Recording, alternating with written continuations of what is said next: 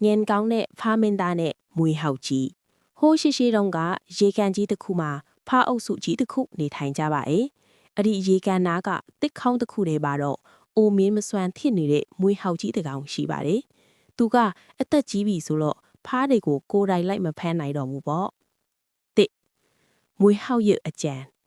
梅后鸡个派沙罗路一件的苦吐嚟吧咧，杜个怕面打是个大味，澳洲嘅列单呢表吧咧。怕面大利ရဲ့ငါကိုတနာပါအောင်ငါဟာအရင်ကတော့ဖားလီကိုစားခဲ့ဘူးပါတယ်ဒါပေမဲ့အခုတော့နောင်တရလူတတ်တတ်လွတ်ပဲစားတော့မယ်မင်းတို့ရဲ့အစီခင်အဖြစ်အတုံးတော်ခံပါရစေတဲ့ဖားမင်းသားကလည်းမွေဟောက်ကြီးရဲ့စကားကိုယုံသွားပြီးသူ့ရဲ့နောက်လိုက်ဖားတွေကိုမွေဟောက်ကြောပေါ်တင်ပြီးအပျော်စီးခိုင်းမာတော့တယ်ညစ်ချဲ့ကွက်ရပ်အနေငယ်ကြတော့မွေဟောက်ကြီးကအားနေချင်အောင်ဆောင်ပြီးပြောပါတယ်အရှင်မင်းသားကျွန်တော်မျိုးအသက်ကြီးပြီဆိုတော့အစာမရှိရင်မင်းသားကိုကြောပေါ်တင်ပြီးမတည်နိုင်တော့ဘူးတနည်းကိုဖားအသေးလေးတစ်ကောင်လောက်ပဲစားခွင့်ပြုပါတဲ့ဖားမင်းသားကလည်းတနာပြီးခွင့်ပြုလိုက်ပါတယ်ဒီလိုနဲ့မွေးဟောက်ကြီးကတနည်းတစ်ကောင်စားရင်းနဲ့နောက်ဆုံးမှာတော့ဖားအုပ်စုတစ်ခုလုံးကုန်တလောက်ဖြစ်သွားပါတယ်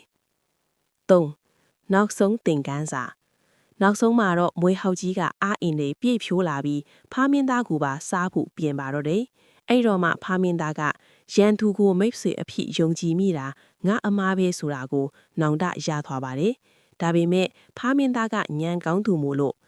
နေပါအောင်မွေဟောက်ကြီးရဲ့ငါ့ကိုမစားခင်ငါရဲ့တခြားကငယ်ချင်းဖားအုပ်စုကြီးကိုတွားခေါ်ပြီးမယ်။သူတို့ပါလာရင်မင်းအတွက်အစာတွေအများကြီးရမှာပေါ့လို့ပြောပြီးရေထဲကိုငုတ်ရှိုးပြေးသွားပါတော့တယ်။မွေဟောက်ကြီးကတော့အစာအများကြီးရတော့မယ်ဆိုပြီးစောင့်နေရင်းနဲ့နောက်ဆုံးမှာတော့ဘာမှမစားရပဲအငက်ပဲနဲ့တည်ဆုံးသွားပါတော့တယ်